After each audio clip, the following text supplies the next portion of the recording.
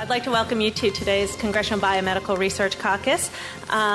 Before I introduce you to our today's speaker, Dr. Keith Yamamoto, I'd like to take an opportunity to make an announcement in terms of our Congressional Biomedical Research Caucus co-chairs.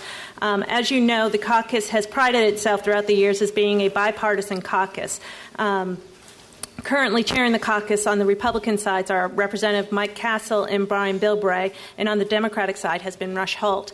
And today we are honored to announce Congresswoman Jackie Spears, who's a Democrat from California, as our newest Democratic co-chair on the caucus. So we're excited to have her join. Representative Spears was sworn into the House of Reps in this past January. She represents the southwestern section of San Francisco as well as San Mateo County. In just a few months in Washington, she is already making a name for herself in support of medical research and healthcare outcomes.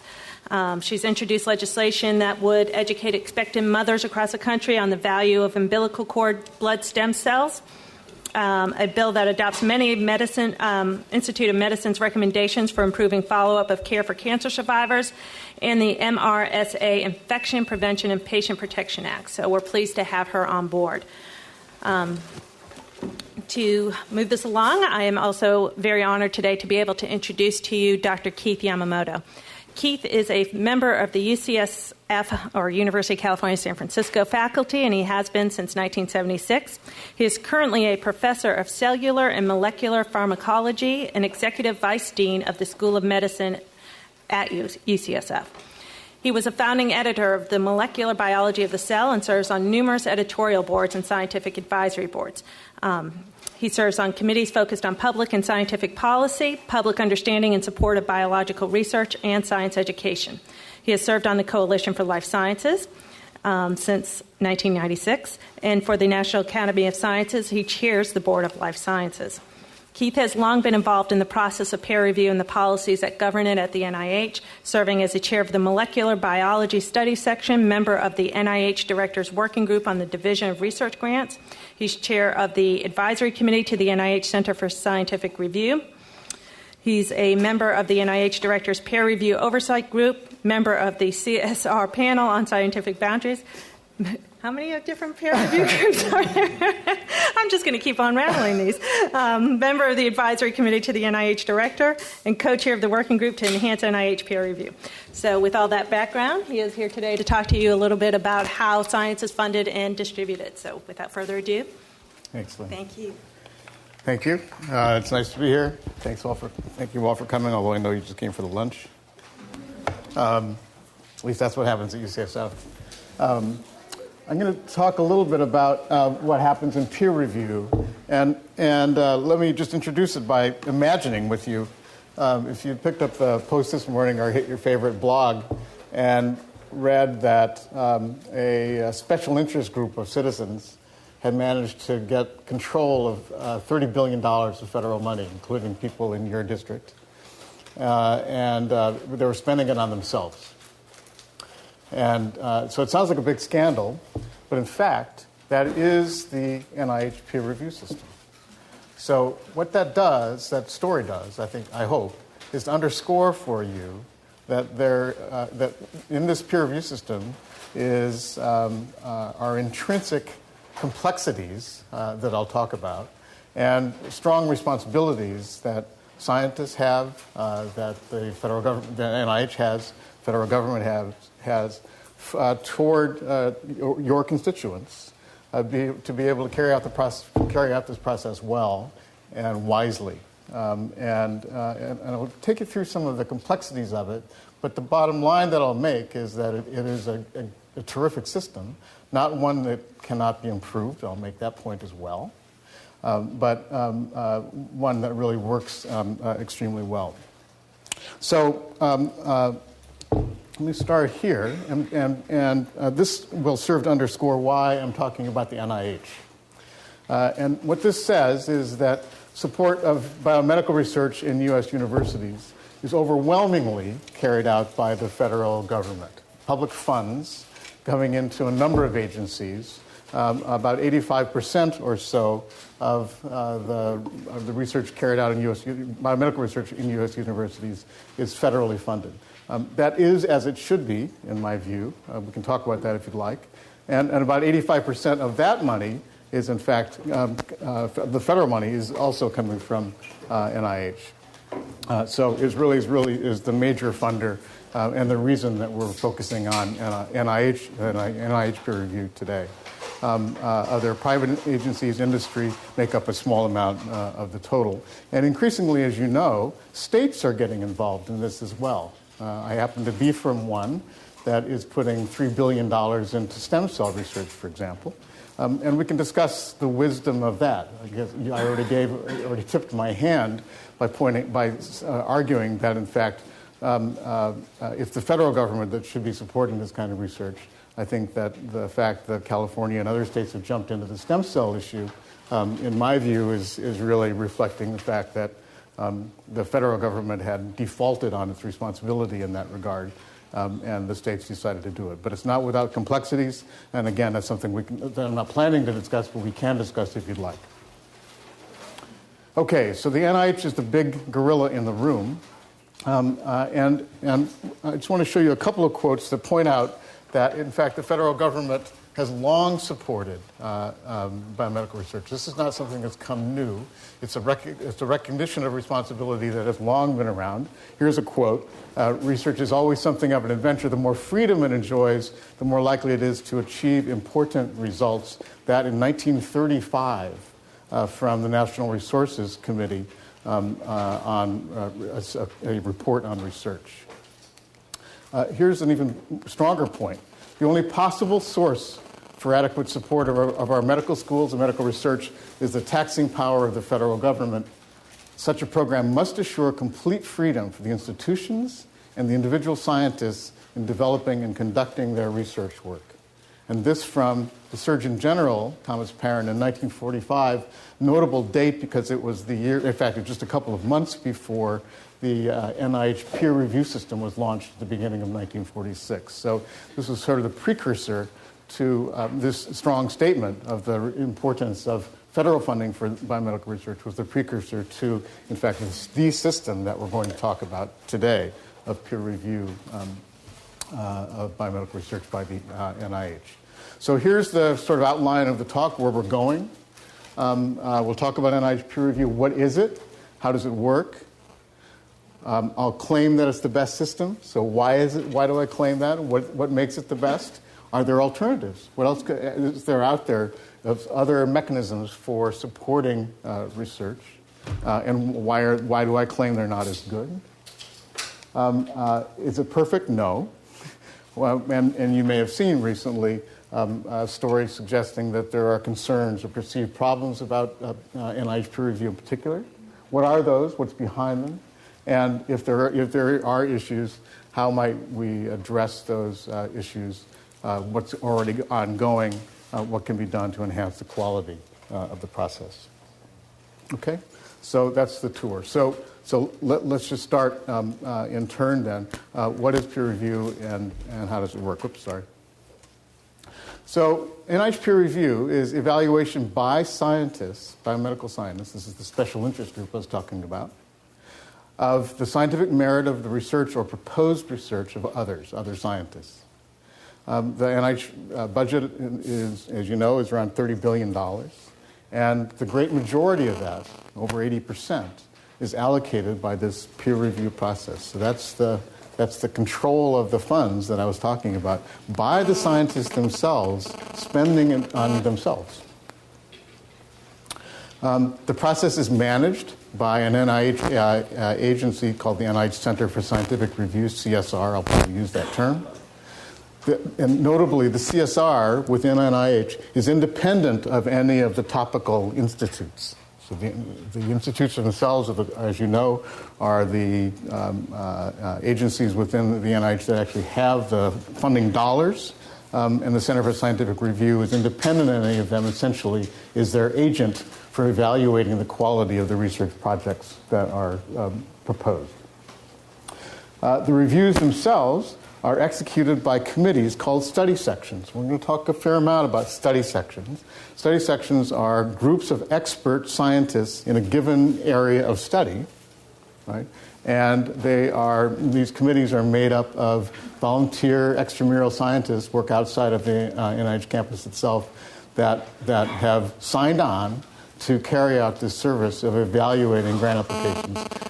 There are 3 meetings of the study sections per year, and getting ready for one of these meetings takes on the order of a couple of weeks. And these people have basically said they're willing for the next 4 years to take 6 weeks a year off on a volunteer basis to evaluate the research of others in order to keep the process going.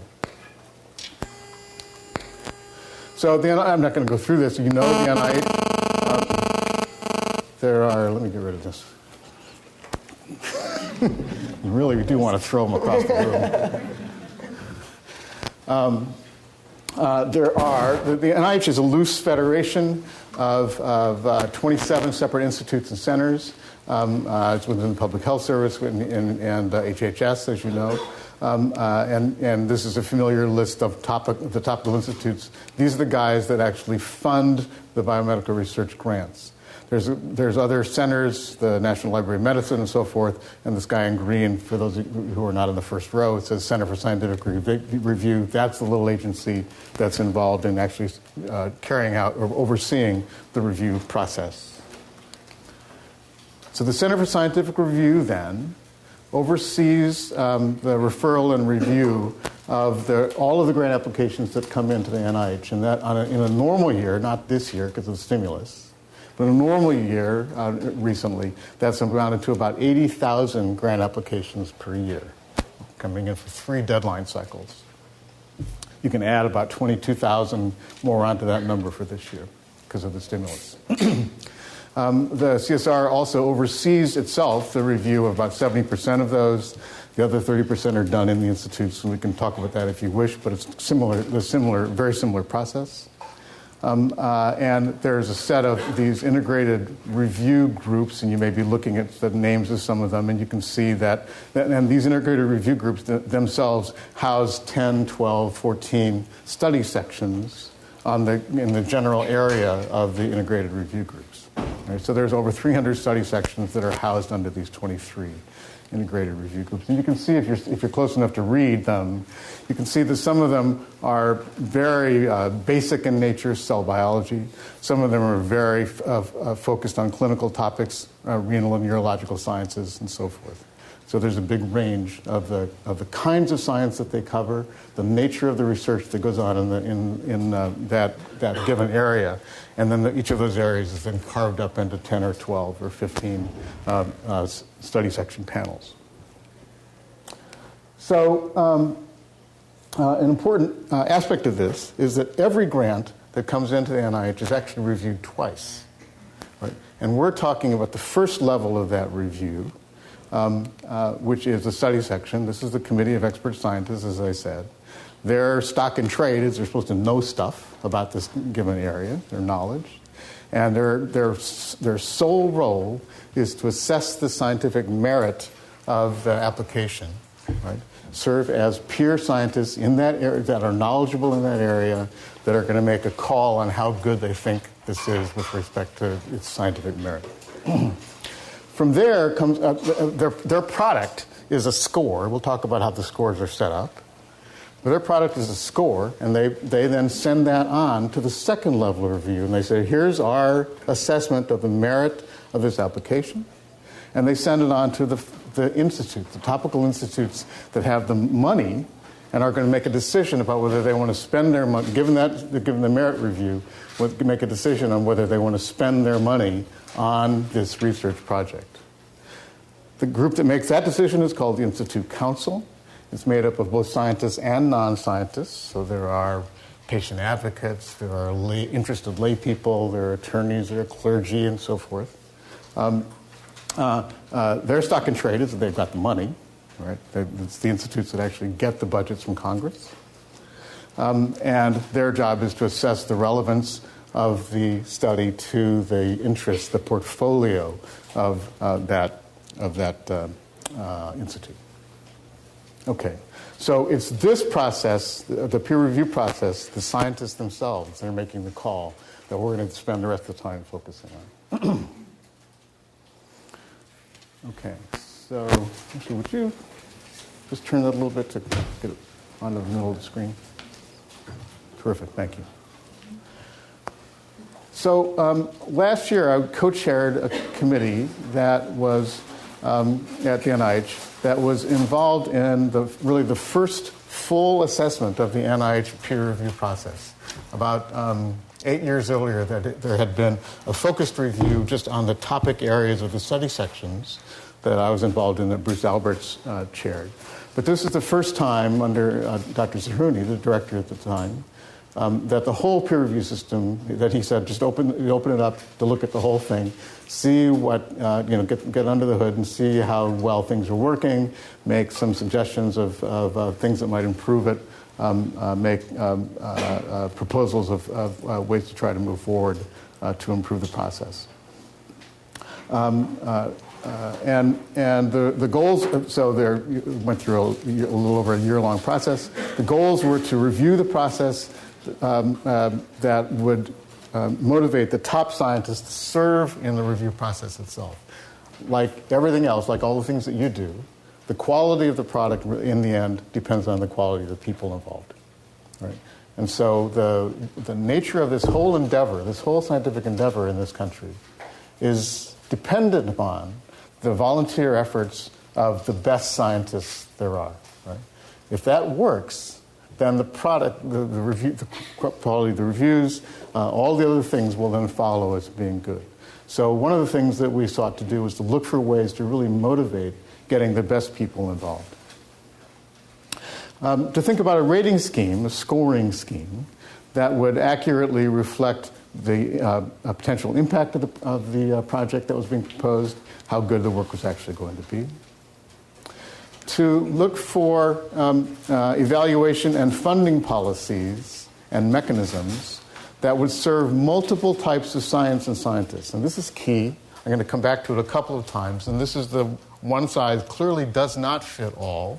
This is, as you well know, one of the difficult things about operating at a federal level is that there's a tendency to try to fit everything into a common set of policies. And a point I'll come back to is that this really doesn't work in this particular mechanism. To look for policies and mechanisms that would serve multiple types of science, multiple types of scientists, and I'll give you details of what I mean by that. And then finally, to set up a mechanism in which there would be a periodic review of peer review that maintains its excellence and adapts to change. There are multiple moving targets in this business. The science is biomedical research in particular, is incredibly dynamic right now. That's what makes it exciting and fun, right? But it's really moving in ways that nobody expected, and we need a review system that is attentive to that and responsive to it. And as I said, this was the first full assessment after 62 years of operating. So it's not like we want to do this every 62 years, whether it needs it or not. Right, and so we wanted to build that in as well. Okay, so now let me give you kind of a sketch of what it's like to be in the review room itself, what actually happens, and to give you an idea of how this whole effort actually works. So I just picked out these 5 bullet points to give you sort of an idea, a feel.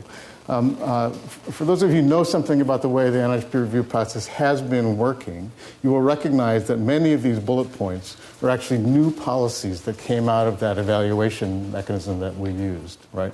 But I didn't intentionally just pick the new ones. I picked ones that I thought would be particularly illustrative for you, so that since you can't actually be in that room, you can get a little feel for what goes on.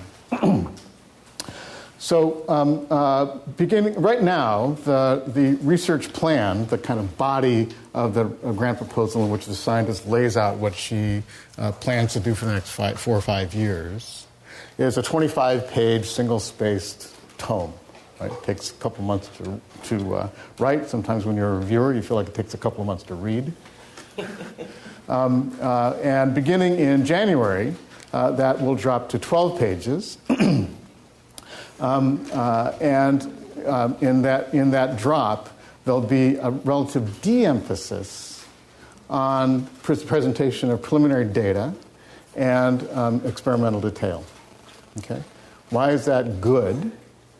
You might think that, gee, that's exactly what we're looking for if we want to make an assessment of the work. Well, it's not true, right? A strong emphasis of preliminary data drives things to a more conservative level and says we're not going to look at your grant application until you've got most of it done already. So any bold ideas you can just kind of scratch off.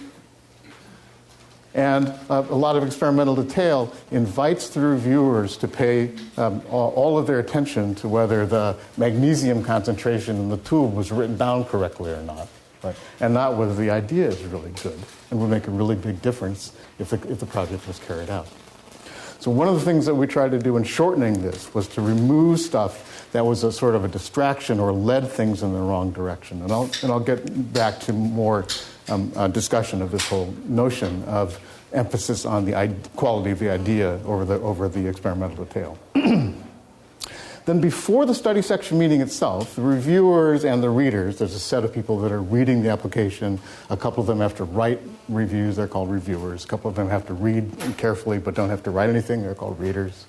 These people, before the study section meeting, assign something called a preliminary impact score. And that the scoring system now goes from is integer scoring only and goes from 1 to 9. Okay, with 1 being the top. And this preliminary impact score is used in an important way, an important new way. And that is that the applications are then clustered by type. So they're early stage investigators, and this is defined by the NIH as people that are within 10 years of their terminal degree. It sounds a lot worse than it is. I hope. So their PhD, within 10 years of getting their PhD or their MD, or finishing their residency, I should say. Then those applications are then reviewed top down, from the top score down, in order of the preliminary impact scores. So the idea is to give the study section a feel right away for the best, in their judgment of the reviewers, the best applications out there. So it's a way for them to calibrate each of the grant applications as it comes through. They're not going to be in exact order. There'll be disagreements, right? And there are provisions for all of that stuff. But it gives a kind of a rough feel to the study section members of kind of what's out there, how good the stuff really is. So as they work their way down, they kind of are always measuring each application against the ones that were viewed as the top ones. Okay? And then the reviewers and readers grade each of 5 what are called core review criteria. And I'm going to show them in the next slide, these 5 criteria. Right? And then in addition to those grades, each of the members then assigns an overall impact score. Now, no longer a preliminary one. This is after discussion and consideration. Overall impact score. Again, 1 through 9, for all of the discussed applications. Right? When about half of the applications have been discussed, the chair of the study section and the NIH staff person called the scientific review officer stops the process and says to the committee, okay, we've looked now at what was sort of assessed preliminarily as the best grants in our assigned pile this time. And the study section usually has on the order of 100 grants to review. Are there any in the bottom part that people feel rank with these ones that we've already discussed? Or are they all far enough down that it's very unlikely they're going to make it? Right?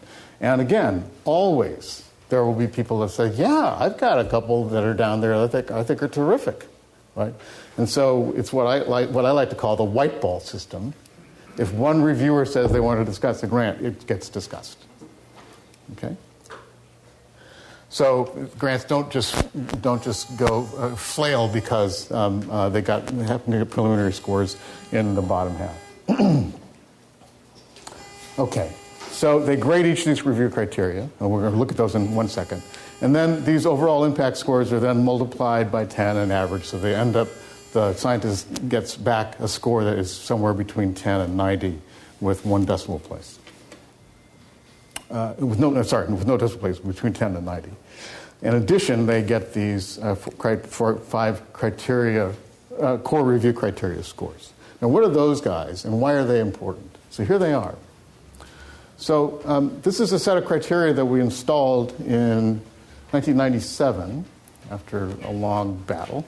And this year, the decision was made to actually ask the reviewers to give each of these a grade, again, 1 through 9. Right. It does these grades. I call them grades and not scores because they are not in any way linked by formula of any kind to the overall impact score.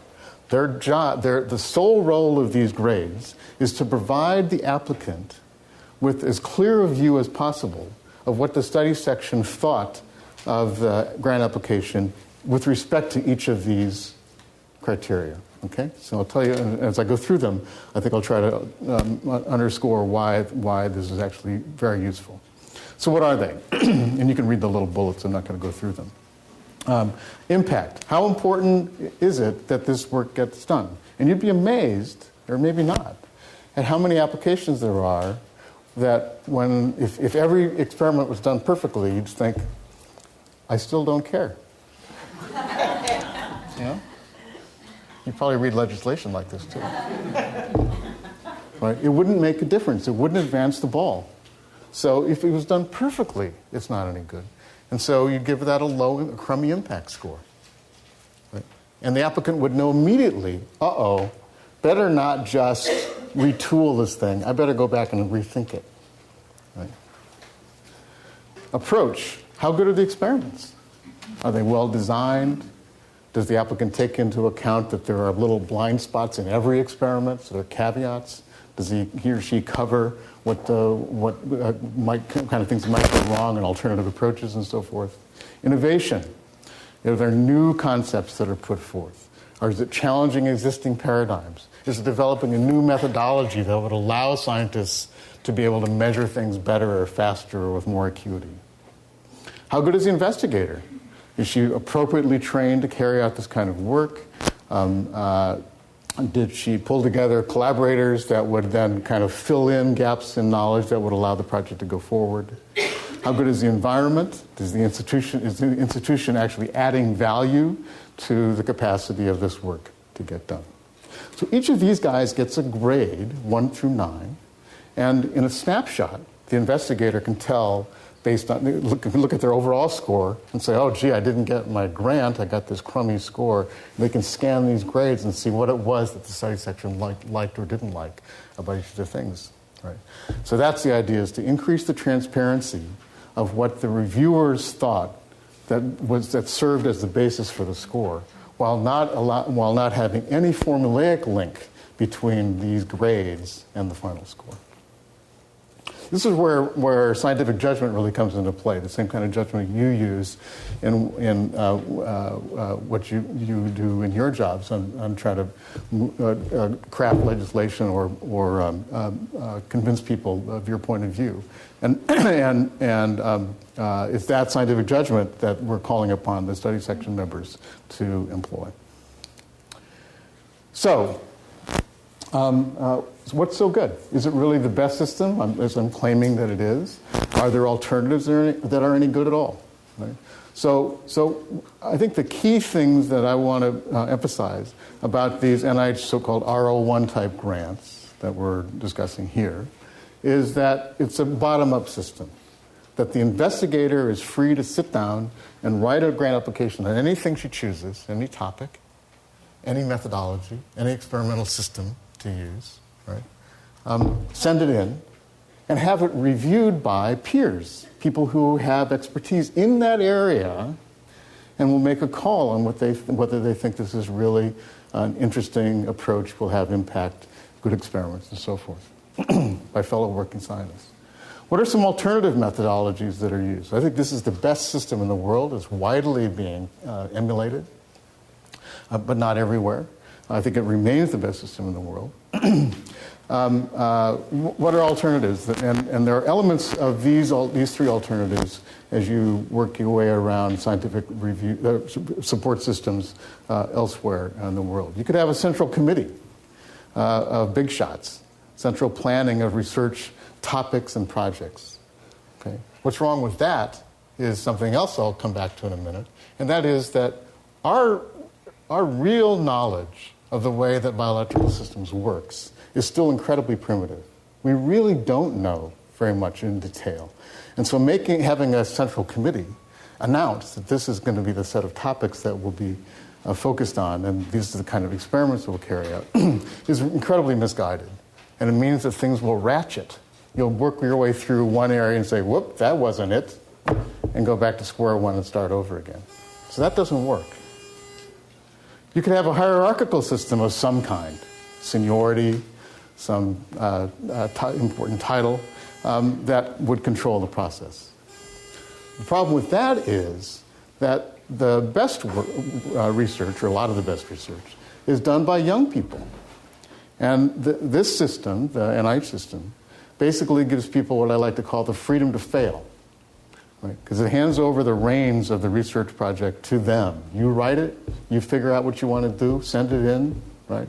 And if you get the money, it's up to you whether you succeed or fail. And that motivation then of having that kind of control over the process is what attracts some of the best and brightest people into the process. So by having hierarchical control where you're always under a hair professor for your whole life waiting for the guy to drop dead, right? Will basically push people out of the field. They won't even come in. Or you could just say, look, we got this kind of much money, there's this number of scientists, we'll divide the money by the number of scientists, everybody's happy, everybody gets something, right? That's a job program, right? And it guarantees mediocrity, So those alternatives are probably the predominant, or their elements, of the predominant other modes of supporting, of making assessments of scientific research and supporting it. and it leaves me with the view that by any measure, you can count Nobel Prizes, there's a whole lot of ways that one could set up metrics for this, but by any measure I've seen, the NIH peer review system is the best system. All right, that's fine. I mean, we could argue that if you want, but I think it's probably an approximation of being correct. Now the question is how good is it?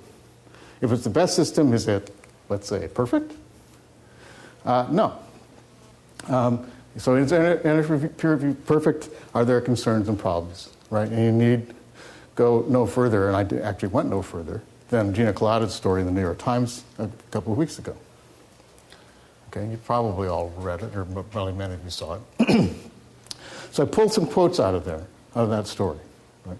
These are examples of the kind of concerns that are raised about this great process that I've been saying is so fantastic. Okay, so let's look. The grant system has become a sort of jobs program. I'll disagree with that, but we'll get back to it. With a focus on small projects unlikely to take significant steps toward curing cancer. Is an article about cancer.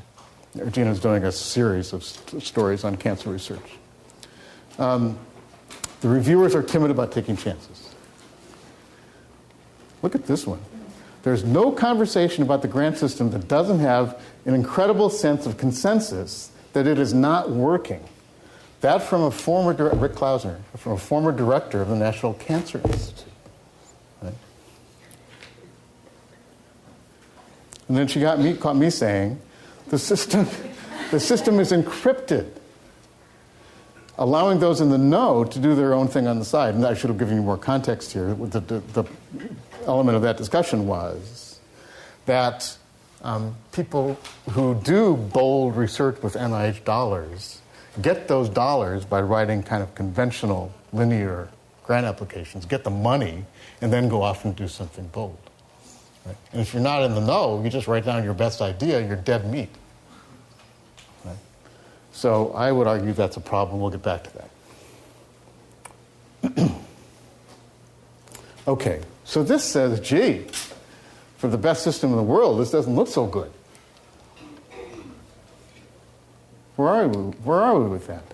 So here I've bulleted a set of characteristics that make the process complicated. And I'd really like to try to get you to understand what each of these is.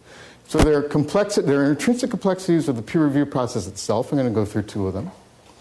And there are problems that come with the fact that our knowledge, as I said, of biological systems is really primitive, really limited.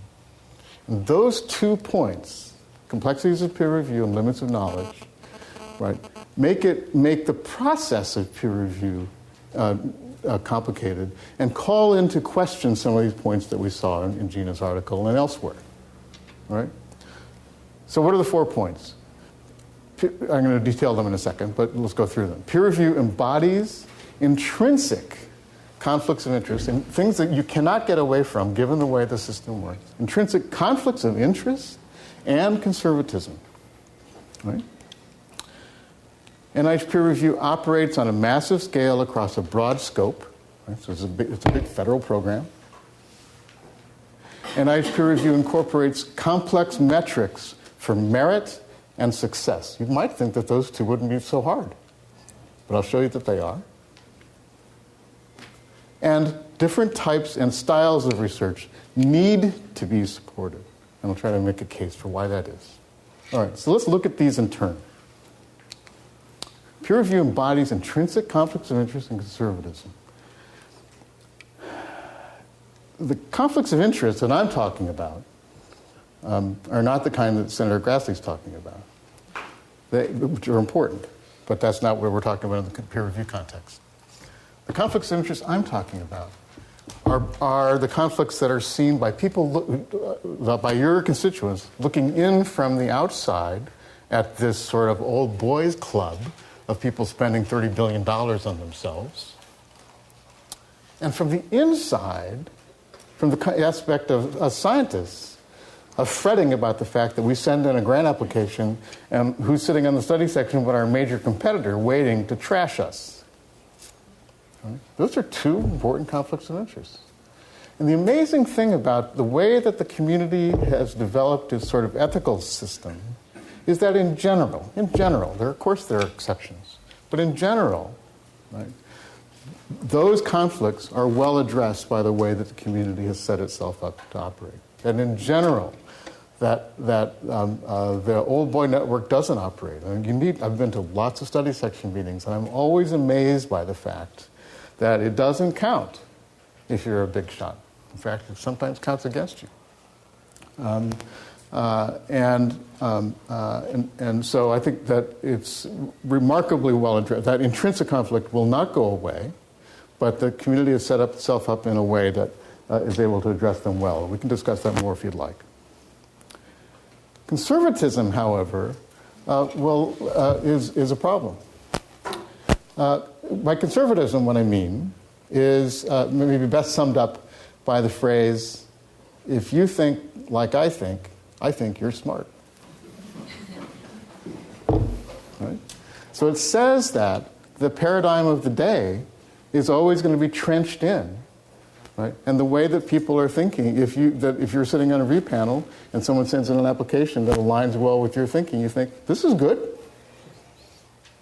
Right? And so it sort of flattens the territory.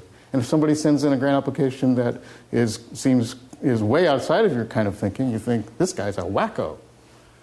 We're not going to give him our hard-earned public funds coming from my district. So conservatism is a problem in a peer review system. It's intrinsic, and both of these issues are things that need to be recognized and addressed.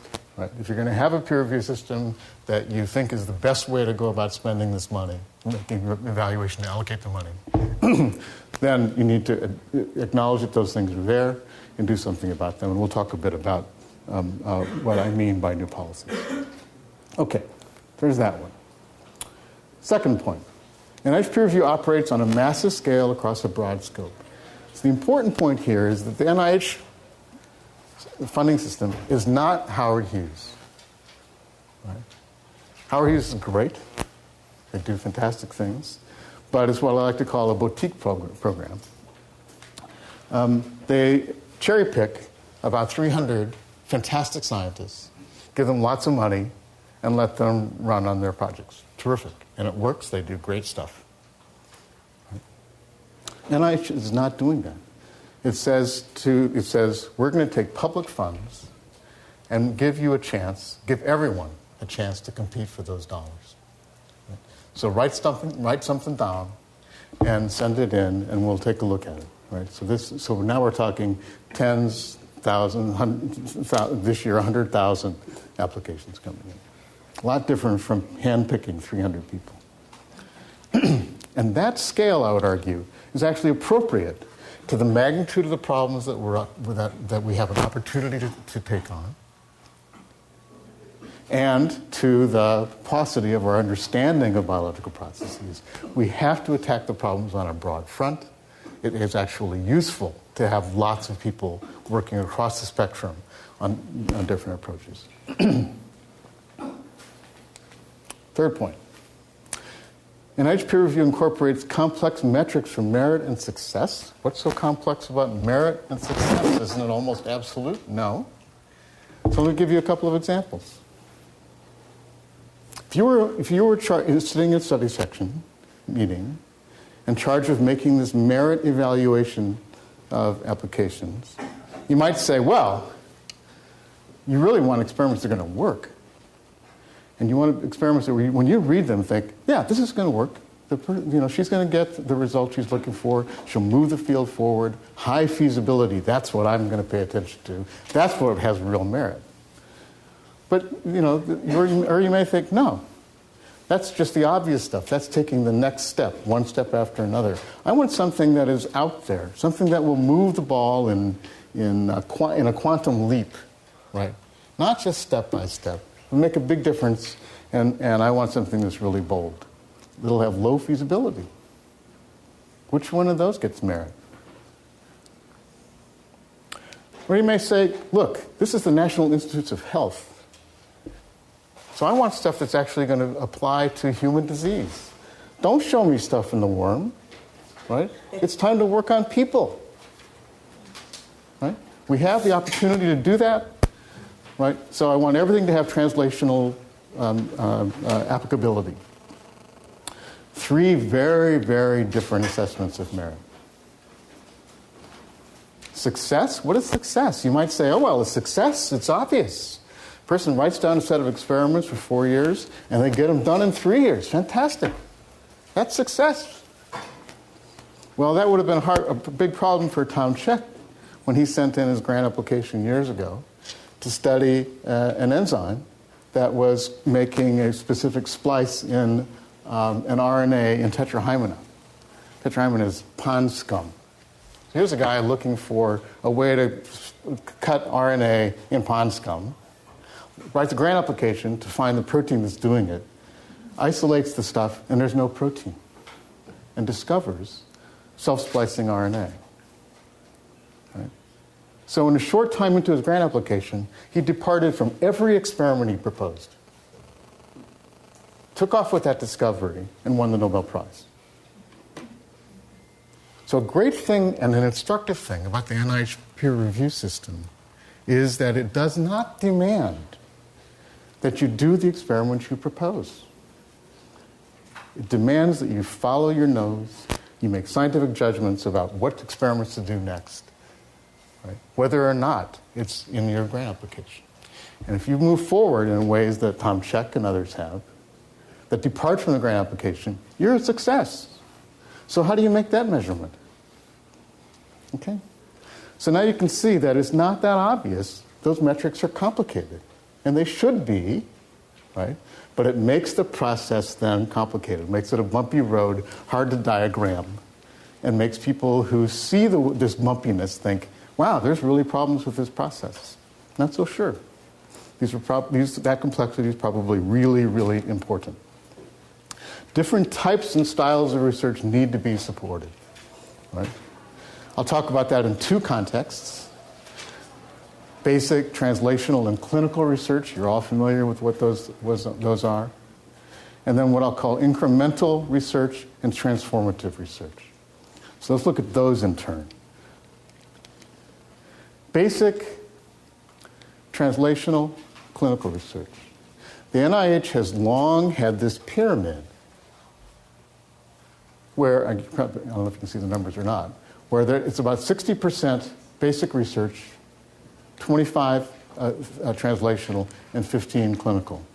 The actual projects that are within that pyramid that are defined by those things have changed dramatically, actually, in recent years because of the capacity to take on projects that are more and more and more directly related to human disease. But in fact, this ratio has been roughly constant over the years, and it still remains about at that level. It's important in a couple of ways that I'll point out with quotes. Vannevar Bush, 1945, said, "Basic scientific research provides scientific capital. It's the basis for being able to build knowledge bases that will move things forward into actual application, so it's crucial." Here's an even more, I think, remarkably acute appreciation for the federal support of this pyramid ratio in which basic research is the base. An investigation might not pay off for a year or a decade or at all. And when it does, the rewards are enjoyed by those who bore the costs, but also by those who did not. That's why the private sector underinvests in basic science and why the public sector must invest in this kind of research. Who said that? Remarkable. President who speaks in whole sentences. So I think this is a key to the importance of this pyramid.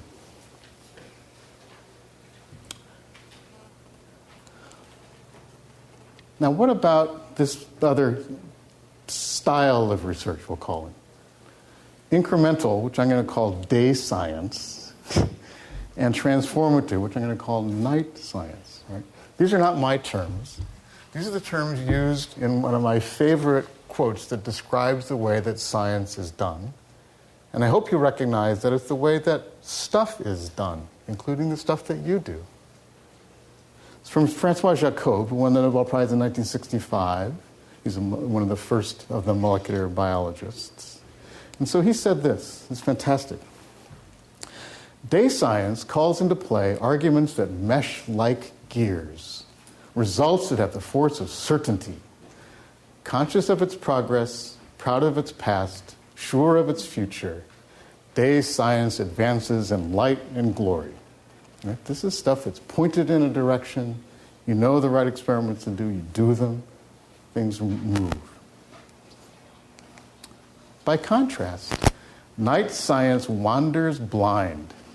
It hesitates, stumbles, recoils, sweats, wakes with a start, doubting everything. It is forever trying to find itself, question itself, pull itself back together. Night science is a sort of workshop of the possible, where what will become the building material of science is worked out. Isn't that great? And I'll bet you, I'll tell you a story. In 1988, I came to do some testimony in the Senate Government Affairs Committee when it was chaired by John Glenn. So how old I am.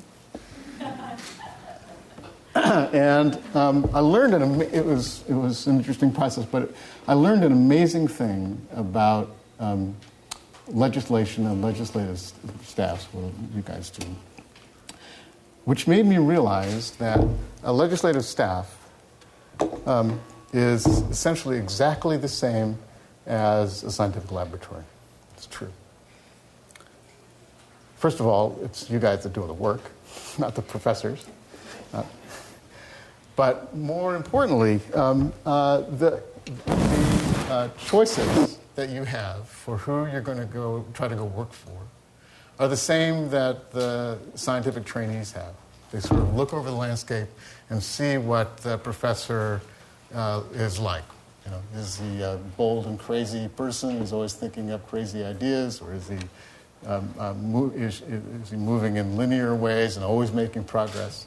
Different styles for doing science in exactly the same way that I would wager you guys look at the people that you work for in Congress.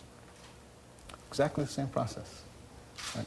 And you make your choices, and you go settle in with that person. You like it or you don't like it, but you make that choice on those bases. And then move forward, and you try to make choices that are based on the kinds of things the ways that you'd want to be able to be this process if you were the member, right? Just as the people in my lab, I don't know if they want to be like me, they probably don't, but make the choice based on the reputation of that person and the way that they do their science. So there are night science and day science people, and both of those processes are absolutely crucial. Right? I mean, think what it would be like if we only supported night science. Wow. I mean, but the problem is that mostly what we're doing now is only supporting day science with this system that we have because of the intrinsic conservatism, and in particular in times where there are stresses, shortage of resources. The feeling is, wow, we better hunker down and make sure that these experiments are feasible, and leave the crazy stuff for some other time. Right? It's almost the opposite of what we should be doing. So transformative research, or night science, is potentially disruptive, paradigm-breaking, revolutionary. Right? It generates deep conceptual changes, produces new tools that extend the reach of whole fields. It synthesizes new fields. It basically forces you to rethink the way what you were thinking about before. How well do we do with that? Oh, yeah, this is great. Einstein would have filtered it down to basics. If at first the idea is not absurd, then there's no hope for it. I like that one. Okay. But how well does the NIH do? Well, not so well, according to a couple of people. Here's Tom Check. Discovery and innovation are to some extent taking place in spite of, rather than because of, the current policies and practices of major funding agencies. Eric Jarvis is a fantastic young investigator at Duke. One does not propose transformative research to NSF or NIH. Such proposals are dead on arrival. So, one of the things that we did in the review of NIH peer review was generate something we call the Transformative RO1, TRO1 program. It's a whole 1% of the R1 budget, although it's been doubled this year, for coming year. And I'm co-chairing the study section with David Botstein, who probably some of you heard speak in this body a few months ago. So we just had our first study section meeting, and I can tell you that there were some blazingly wonderful things that were proposed. I actually had a small committee at UCSF that has some private funds that we set aside for people to write in for things that are way outside of what we consider to be the NIH funding envelope. And one of the comments that I've gotten several times about this program from people who don't get the money runs along the lines of, well, I'm sorry I didn't get the money, but it was fun to actually write down what I really thought should be done. Right? So we need to do something like that. That's what this program is about. Okay. So in a sense, I would say that peer review itself is a sort of a night science. It's kind of struggling along, trying to find its way. All these funny definitions, different metrics, and so forth. It has conflicts of interest it has to work out. And conservatism it has to take on head on. It operates on this big scale because it has to. We don't know enough to be able to focus tightly, right? And it would drum people out of the field if we did that. It has these really complicated metrics that we went through, and there's different styles and types of research. And so peer review itself is sort of struggling and bumbling and trying to find its way through these complexities that are real and important, actually. Not just things to be solved and make go away, but to be recognized and contended with, addressed. It makes you go back to these quotes and think about them, at least you can think about them, in a slightly different context. First of all, I would differ from Gina in saying that the grant system is a jobs program, and I challenge you to find a single scientist who thinks that it's a sure thing to get NIH money to run your life. But she is right that there tends to be a focus on small, incremental science. And this is the conservatism we're talking about. Whether they're unlikely to take significant steps toward curing cancer is less clear, right? Because we really don't know where the big breakthroughs are going to come from. The reviewers are timid about taking chances, and it's affected the way that people apply or write their grant applications. So there's the issue we need to take on. That's what the Transformative R1 program is. I would differ from Rick on a single word, and that is whether there's consensus.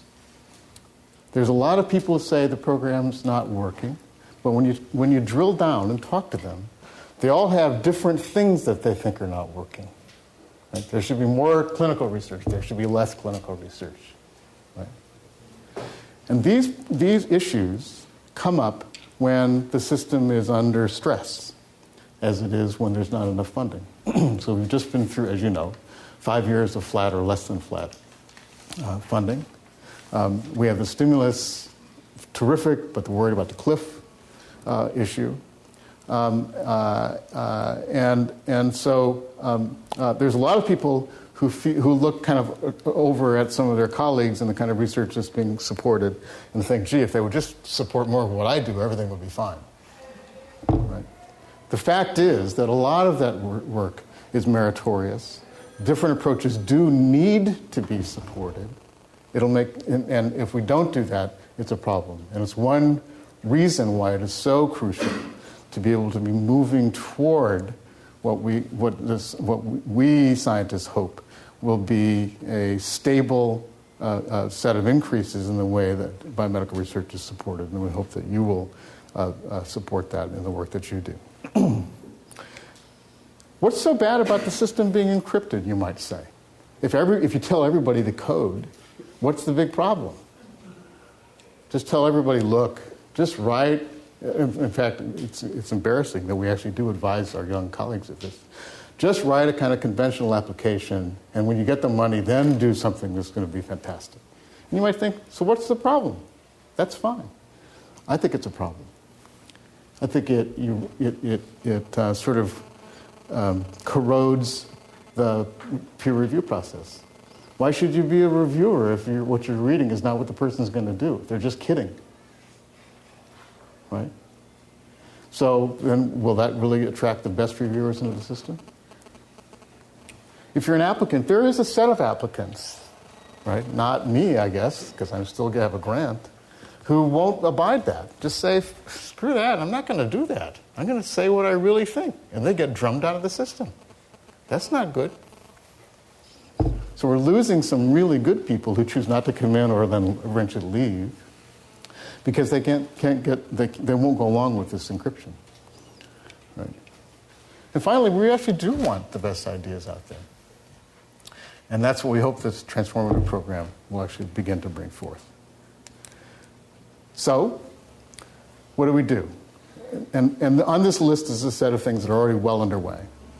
The potential breadth of grant applications that can now come in to the NIH is so much broader than the whole system that set up these topical study sections, that the system is under real pressure. That any given committee no longer has the expertise to cover all the kinds of things that can be even in a single grant application. So my lab just sent in a grant application that had genetic studies on human diseases, X-ray crystallography, NMR spectrometry, a set of techniques and approaches and systems, actually some C. elegans development work, systems that far outreaches what any single study section can cover. Right? It's the good news of the way that work has gone that says that work in a given area, heart disease, may be just as applicable to understanding a gene that causes cancer. So is it really appropriate to have these study sections that don't talk to each other, where the work could actually be directly applicable? if they did communicate. So there's some work to be done here. These other ones, I think, are actually in hand. There is a focus more on the quality of the idea and the investigator, and I hope I've convinced you why that's important. Less on experimental detail. A part of that is shortening the grant application. There's a bunch of other stuff that I didn't go through with you.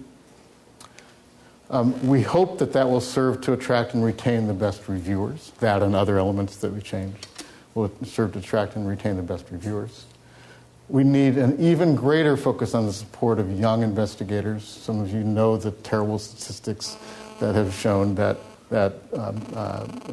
people, PhD scientists, are getting their first job at age 38, their first NIH grant at age 42. If you're an MD, you can add 2 years onto each of those two numbers. Right? That's terrible. You're losing some of the most creative, exciting, bold years in their career. Maintain that ratio of support for basic translational and clinical research. All of it's important, and that base is really essential to be funded by the federal government. And then you need distinct, different review and funding mechanisms like the Transformative R01 program for what we call day and night science. If we do this, so NIH peer review, I would argue, is actually not the best good way to allocate resources for biomedical research, but in fact it's the only good way.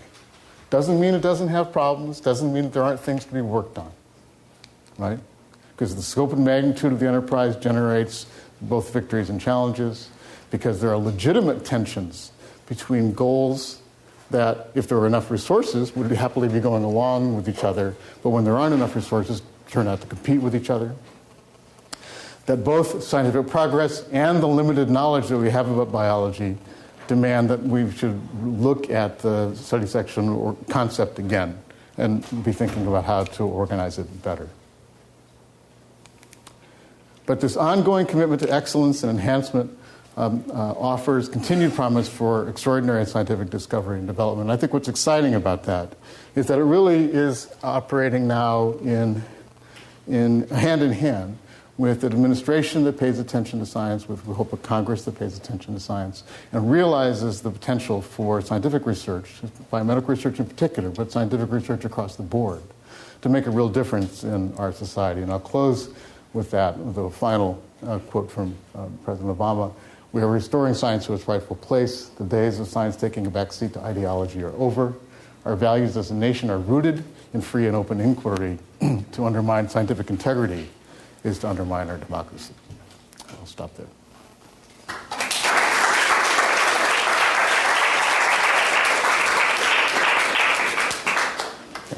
you doing? How are you? Good. How are you? I think we have time for some question and answer session. I know a lot of people have to leave, but if anyone has any questions for Dr. Yamamoto, we have some good time. So, do you think your transformational R1, yeah. 1% will grow? Do you think that, reviewers in the process will see that that's something that ought to increase over time? So the question is whether the Transformative R1 program will be recognized as having value and will grow. And I could support either side of this. And so let me tell you that the way that originally had conceived this was a program that would really establish new paradigms. Now, establishing a new paradigm is nothing to shake a stick at. There's not going to be a lot of those to go around. So we scaled it at 1%, which would mean that at steady state, there would be something under 400 of these things out there. Okay? And let's say that we set the bar so high that only 5% of that 1% actually succeed. That would be 19 new paradigms. You're not going to, I had originally set the program at 10 years. The NIH set it at 5 years. But let's imagine it was 10 years. 19 new paradigms in 10 years is 2 a year, right? That's not going to happen, right? But politically, you don't propose a program that's 1/10%. At least I didn't take a chance at that. And so we went with 1%. And the important point is that if you do set the bar high at the level I said, and only 5% of the 1% succeeded, the other 95%, I would argue, would actually be probably far more better and more significant in its levels of discovery than the average R01 grant out there. So it won't be wasted money. It just won't set a new paradigm. That's the way life is sometimes, right? Most really bold ideas are going to be wrong. So one argument would say, no, we shouldn't make it bigger. We should concentrate on keeping the bar high because we know that the NIH has not done well at supporting this really bold stuff. And so this is our chance to really do it right and to show the people who think in that way that this time the NIH is not kidding, right? And so you can actually come in with your boldest idea and have a shot at it, right? The other side of the coin is, I think, is also perfectly valid, and that says if this really catches on and people really do begin to write down really bold ideas, then relax a little bit, man. Don't make it be new paradigms. Just let the stuff be really bold, right? And I think that goes too. So I think time will tell, and we'll see how it works out. It'll be interesting. I'm really glad to see the issue of study sections being circumscribed by discipline, because that's a huge problem given how much NIH is encouraging interdisciplinary science where two or more disciplines are involved in a given project. For example, epigenetics, where you're looking at behavior that's turned on by a set of genes triggered by the environment. And if you've got a study section that's comprised primarily of genetics, the behavioral folks get shut out. So I wonder how CSR is addressing that. Well, it's a good question. It sounds like you may actually be familiar with this committee in 2000 that Briggs Albert's chair on boundaries and review. And I was on that committee, and one of the things that was probably the principal things that were proposed was that study sections become much more diverse in their expertise within them. And in particular, it was felt that it was important to have basic scientists be on more physiological and disease-based panels and vice versa, right, to really kind of spread that kind of expertise. And I think it's an open question how well that has worked. I talked to Tony Scarpa a few days ago, who's the director of the CSI, about how he thinks that process has worked, and he was in Japan or something. So he gave me a short answer, and I want to get back to him about it. So I don't actually know. Maybe some of the people in the room here from NIH would know, but I don't actually know how much that expertise was successfully spread out. I've been to several study section meetings since then, but it wasn't clear to me how well that's been done. The point you raise is another step up yet in complexity, and that is that NIH recognizes that this is the moment to begin to bring together, integrate some of these fields that were separate, that were previously really separate. And how do you do that? I mean, do you make the call ad hoc and make a new study section each time one of these diverse grant applications comes in? Or do we rethink the dynamics, or kind of the non-dynamics of study sections that are sort of rigid and in place, right? And begin to make them more responsive, in fact, to these opportunities. And so neither your grant nor your review panel, neither your assignment to a study section nor the kind of people who populate it will be constant anymore. When I got my first grant in 1976, I was in the molecular biology study section, and I stayed there until the last cycle when it got moved into an endocrinological panel. That should have happened probably 20 years ago. Okay. And so I think that my own opinion is that we need to go back and rethink the principles on which the whole study section idea was set up because of the success of the way the science has been done. Great. Sorry, I was just saying, how do you believe that sort of goal-oriented sort of grant funding and NIH funding, how does that play in? I mean, does that turn kind of night science into day science when you say put a man on the moon or map the human genome, or how does that play? It's really important, and I think the opportunities are there to have really goal-oriented science.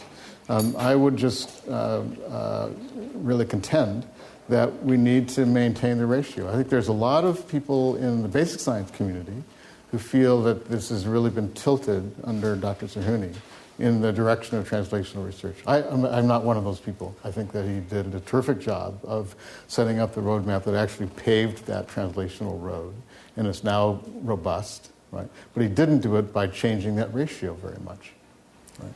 And so I think maintaining the ratio is important. I think that we still know so little that it's really critical to have that 60, 25, 15 ratio. He didn't disrupt it. He just called attention to the translational and made some opportunities like the CTSIs and so forth, CTSAs and so forth.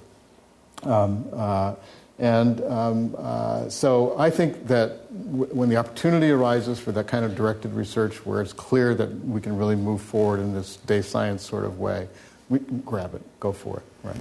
But don't just tilt everything in that direction. I think that the system is big enough to be able to incorporate that.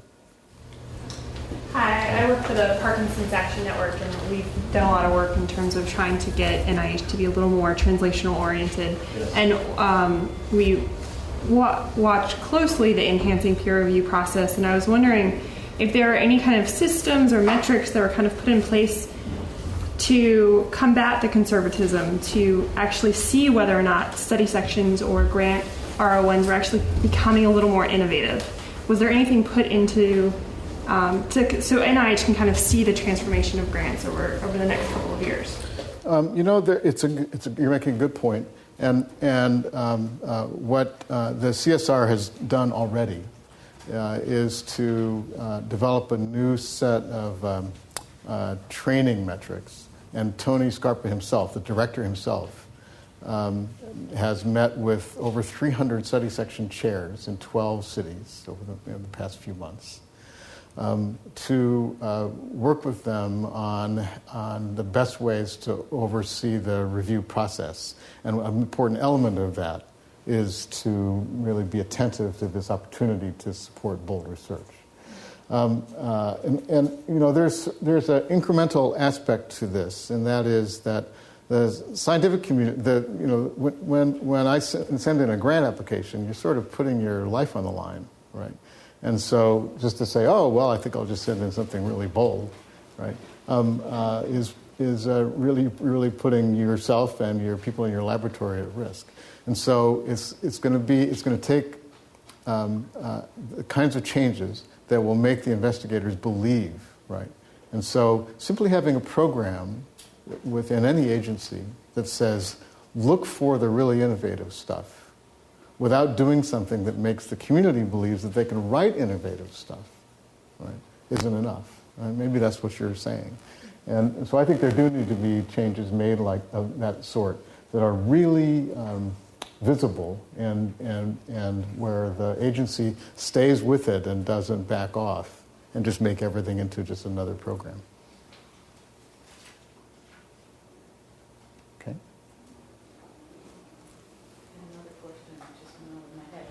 When do you think the next review will be?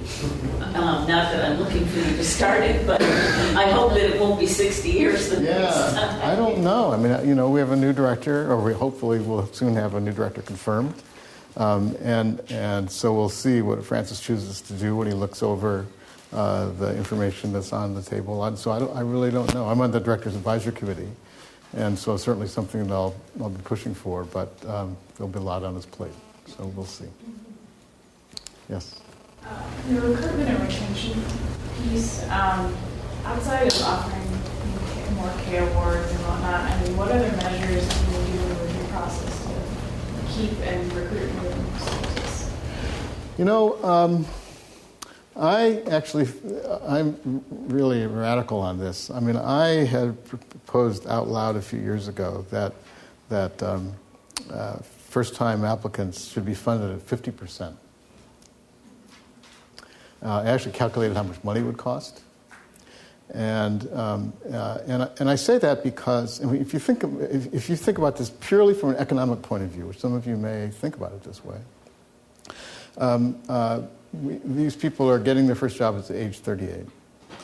So we've put, let's just say, 33 years of education in this country into that person. They've trained all this time to become a professional scientist. They've, along the way, won fellowships to keep their dollars coming. They competed with 400 people to get the job they got. They got it. Is that really the time to say, okay, thank you very much, go away? Right? How good is our prospective vision for how somebody's going to perform. Our retrospective vision is pretty good. That's why I kept emphasizing we should look at the quality of the investigator. Right? But maybe this is a time to say, we'll take a bet. And we won't lose that much money if they flake out. And what we get in return is that we'll capture some people that we otherwise would have lost, that otherwise would have spent 4 years writing unsuccessful grant applications, that if we just let them into the lab, they would do something remarkable and learn along the way how to write a grant application. So I'm really out there. People just laughed me out of the room when I say that number, right? So I really appreciate you didn't do that. So we'll see. I think that something like that would be really seen as bold and could make a difference. Maybe you should put it in an application. Yeah, exactly. I was at a meeting last week where a group of toxicologists were lamenting the fact that there's no longer a study section that really accommodates their research very well at NIH. And they seem to have made no progress in somebody listening to their concerns. You know, there's lots of study sections, and in a sense, not in a real sense, that each one of them is an entitlement program. Each one of them is going to have some grants funded in that area. And so every special interest, every disease advocate group, all of them meritorious, want a study section that focuses on that area. And we were just talking about the flaws of that. And I don't really have a good solution. I think that is something where we need to go back. It's the one thing on that list where I think we need to really just go back to first principles and rethink in the context of the way that science is now done, right? Because it's just not true that unless work is focused directly on toxicology, we're not going to understand how small molecules that erode something about the physiology of an organism are working. Right? There's lots of different approaches that can be taken, lots of ways that can be revealed. How to accommodate a system that recognizes that and in a way that is satisfying to the real focused practitioners is going to be really a challenge. But I think it's one we need to take on. I don't really have an answer for you. And, you know, so much of what NIH does goes from bench to bedside, but then some of what NIH does goes from bench to policymaker or bench to public health. Yes. And that's a different world. It is. You know, if you're doing research that affects the way EPA sets criteria, air pollution standards, that's very different than research that will end up changing the way a surgery is done. It is very different. I guess what I would appeal to everyone who thinks in this way is to look at the other side of the coin as well, and to know that while those differences are real, it is really the case that what we learn in one area can be applicable to another. And I think it's one of the, it's one of the reasons that I would hope that there be more interagency cooperation and collaboration, that what somebody discovers at the DOE making a new strain that will generate a biofuel could turn out to be really critical for understanding infectious disease and so forth. And so I think that we really need to be thinking about that kind of integration on a very, very broad scale. And I hope that this administration will take that on. It'd be great. Someone here back here? You guys are done? Great. Thanks.